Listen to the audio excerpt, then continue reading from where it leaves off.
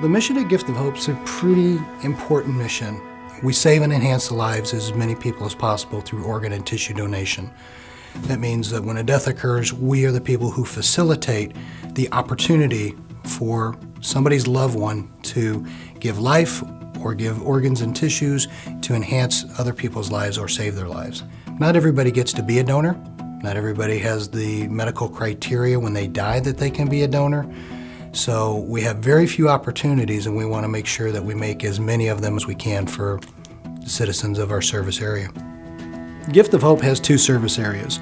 We have an Itasca service area, which basically covers everything above I-80.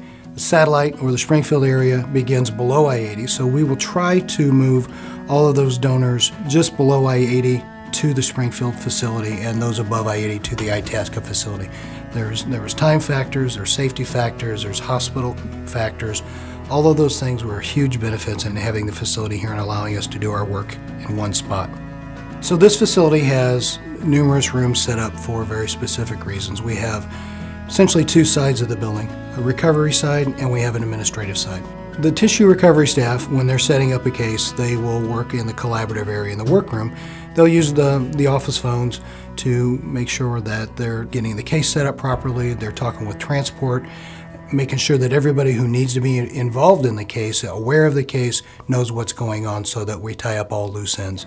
One of the great things about having our own recovery facility is that we can control contamination. We want to make as many tissues available as possible, and the way to do that is having a clean aseptic recovery and a clean facility to do it in, and we ensure that every time. So one of the advantages of having our recovery suites in Springfield is that we can have everything at our disposal without having to take it outside in the environment. So we have the ability, if something should happen here, we have more in our supply room. That pack is very specifically made just for us, and oftentimes the hospitals don't have the equipment that we need. So we understand that we have to do things right. We have to do them right every time. We have to have the paperwork, we have to have the policies and the practices, and we have to show that we're doing those things. Anything that touches this donor needs to be put into a system. So we basically have a barcode system, just like you'd see on a soup can. So that barcode, anytime there should be anything that needs to be traced back, we can go back and look into our inventory system and ensure we can look and see what donor was involved, what product was involved. This also enhances our ability to make sure that we're not using any expired product on a donor. So at our new Springfield facility, we have numerous sets of cameras. We have cameras on the outside of the building, we have some cameras inside of the building, and we have some cameras in the recovery suites. They all serve a different function. Obviously on the outside, we want to ensure that our staff or any visitors are safe. Should anything happen to somebody's car, should something happen on the property, we'd be able to ensure that we could, track something down or go back and look at something. So many times I'll get a page from my staff that are working in the recovery suites, and they'll want me to look at a donor, and I'm unable to go right into the recovery suite because I'd have to change clothes, or maybe I'm in the middle of something else. The nice thing about it is I can look right from my desk. I can evaluate a donor if they have a physical problem, if there's something that shows up on the physical exam that may rule out or rule in a donor.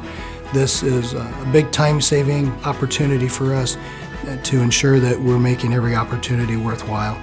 Our environment is everything. If we have a good, clean environment, that ensures that we're getting more tissue that can be released to the public for transplant. You never want to have access to the outside. So you'll see the logistics coordinator stocking from what we call the dirty side, which is open to a hallway, and then it goes into a pass-through system where it's double-sided.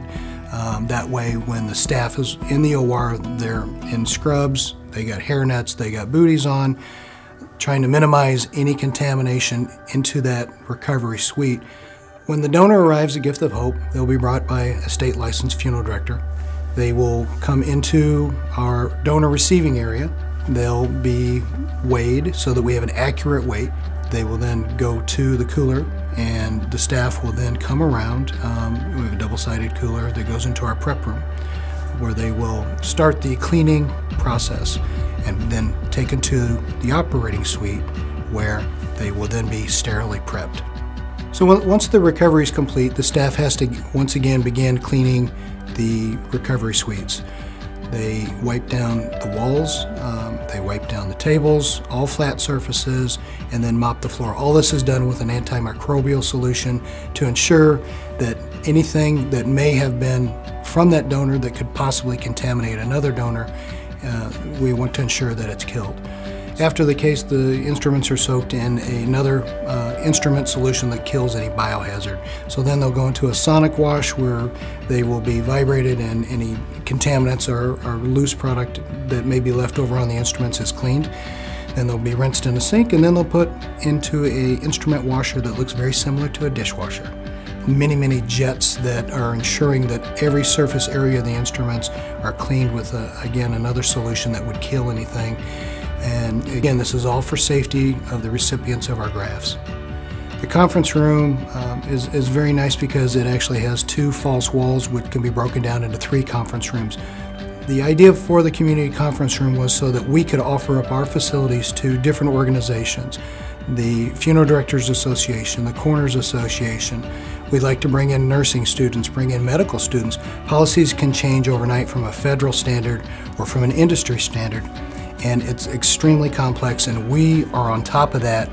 We want to make sure that we're giving the right information to the hospitals that we serve, the coroners that we serve, the community that we serve. We want to share that we're the experts in donation, and we're here to be a resource for you. Not everybody can do this job. It's an extremely difficult job. Day in and day out, we're asking more and more from our employees. We have such dedicated staff. They're professional, they're passionate, they understand it. The people that we have working at Gift of Hope, they're very committed, and you couldn't ask for a better group of people to work with. With the ability to have staff here 24 hours a day, 365 days a year, they're here making donation happen to ensure that we can help as many people as possible.